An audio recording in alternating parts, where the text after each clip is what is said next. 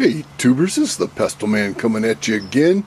I'm struggling to overcome the depression from Flint Spall's hunt yesterday, so I thought I'd drown my sorrows in making a video. Just razzing you, Flint Spall or the brawler. You're killing me though. Anybody who has not watched yesterday's two hunts, parts 1 and 2 from Flint Spall, you are missing out on a big one in a big way. It's awesome. Okay, well, here I am, and we're starting on some buckets in boxes and bags and no barrels, but give me time.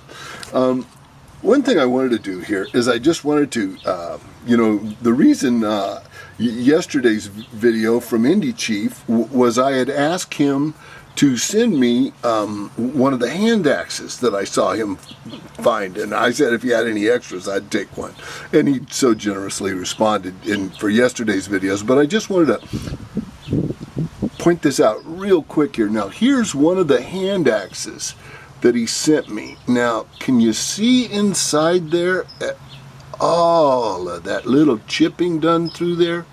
Now that's all done on the inside curve of one of the hand axes. So in effect, what we're really looking at there, it's a knife edge right on that side that's pretty good, and it was probably used something like a spoke shave for, like, grinding off bark off of a large piece of wood, or something else like that. But who knows, it could have been used for anything from scaling fishes to heaven knows what. But that's what the joy of hand axes are. It was the very first large, well thought out tool that humans ever made, and realistically, if things kind of went bad, we'd be making them again pretty quick. But now here's an example of one that's from out of the Mojave, and it's a pretty well made little one. But it's people will say, oh, that's a blank or something, but it's not. This is the tool they were out to make. This is a hand axe. Now here are some from North Carolina, out of Rhyolite. Now it's possible that, see, all of these here, that was what most of that bucket was blanks and quarry stones and just rough tools out of North Carolina. And but like this, some of these might have been being worked down to make into tools, but I don't know. I tend to think that they're probably what they were pretty much after. Now, no doubt they, when they stopped needing them for the purpose that they built this thing for, they would go ahead and thin it down and take more utilized flakes off of it and end up with some kind of a core tool out of it, But maybe a nice point or something like that. But they had much need for, just big, heavy hand axey chopper things like this. Boom, boom, boom. Now, here was one of the quarry stones was kind of interesting in that it was triangular in cross section. And I tend to think that it was probably getting used as a drill. They were drilling some big thing out. Who knows what? Okay, here's another thing that was in there, which was basically a big old rock that someone had just started to try and make into a grooved axe. It either didn't like it or lost it or got distracted and didn't get very far.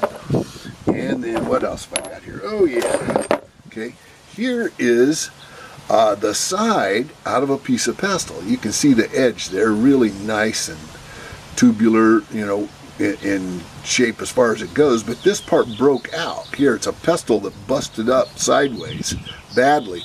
But they went ahead, and since it was really good quality stone, they went ahead and used it for a whetstone. There's just a world of little scratch marks down in there. I don't know if my camera picks them all up good or not, but boy, they are there, and a lot of them.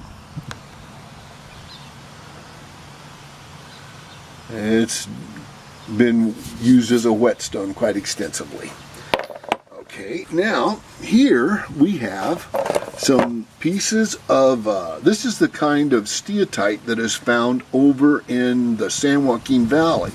And it's a real highly micaceous form. There's a lot of mica in it.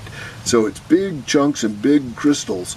But this here is the side of what is called a tomol.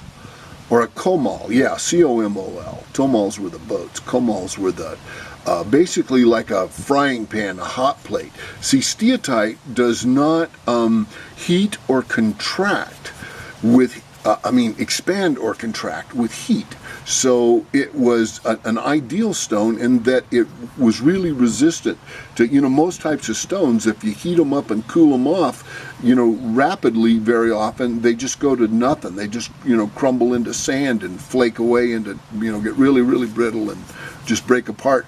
But it's for some reason, steatite just completely resists that. And so they could, carve out a steatite bowl, of which some of these are little fragments out of. You can see just a little bit of the bowl edge right there, I think. Not edge, but the inside contour of it. And maybe a little bit in this one here. But I recovered all of these out of plowed fields, and there probably was a good bowl there at one point. But of course the plows got me first. Now here's a little piece of steatite that somebody was it's real smooth and been worked, and not extensively, but someone was starting to make it into a little pendant or something like that, and didn't get very far. I think I'm going to send that one to Brooksy. I'm getting ready to box up some stuff to Brooksy because he's wanting to make some beads, and I want my steatite to get used for beads. I've sent it to about 6 guys so far, and I don't think anybody's been impressed with it because I don't think anyone did anything with it. But anyway, I'm going to try my luck with Brooksy here. Hey Brooksy, you're a good brother, buddy. Okay, be back in 1 second, guys. Now here's a little baggie I can remember, because this is one that I carried in the little pocket of my door forever, and when I would find little points out there that weren't, really quite spectacular enough to make it in the cases, or, just whatever, I lazy didn't put them in there, I'd throw them in here. And I just carried a little bag, it was Tupperware for a long time, and then it went bad. Some of them were kind of crazy.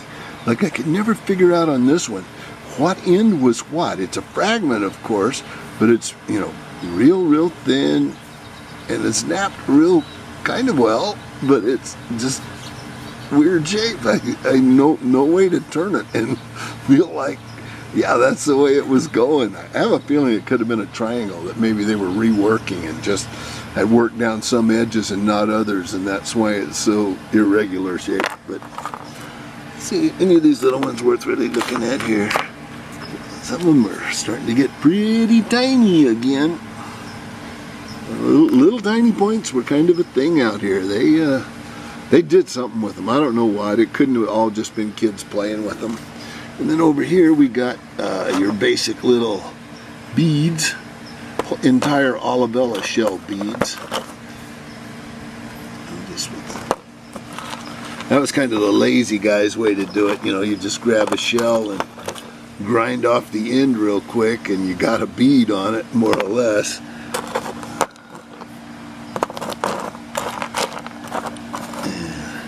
Here's kind of an interesting little arrowhead here. A little obsidian one.